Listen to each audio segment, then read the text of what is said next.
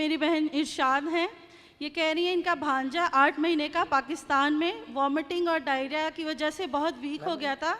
इनके घर वाले उनको हॉस्पिटल लेकर गए, लेकिन इनका ईमान था कि खुदावंद उसे छूकर बिना दवाई के ही ठीक कर देगा। तो इन्होंने पास्टर जी से दुआएं करवाई, फ़ोन पे भी, और ये बुध को भी आई, इन्होंने वहाँ पे भी उनके लिए दुआ करवाई। तो इनका कहना है कि अब वो बिल्कुल ठीक है, सारे रैशेस जो उसकी बॉडी पे थे सारे नॉर्मल हो गए, उसकी उल्टियाँ रुक गई हैं। खुदा उनके नाम को जलाल दे। जोरदार तालियां बजाएं, सिर्फ यीशु के नाम को जलाल दे।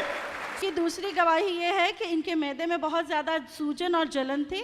इन्होंने बुध को हाउस ऑफ प्रेयर में पास्टर जी से दुआ करवाई, और इनका कहना है कि ये अभी बिल्कुल ठीक महसूस कर रही है, उनके मैदे की सारी जलन चली गई है। खुदा उनके नाम को जलाल दें। जोरदार यीशु के नाम को जलाल देने के लिए ताली बजाएं। अगर आप ताली बजाते थक जाएंगे तो खुदावंद आपकी जिंदगी में किस तरह मौजूद करें।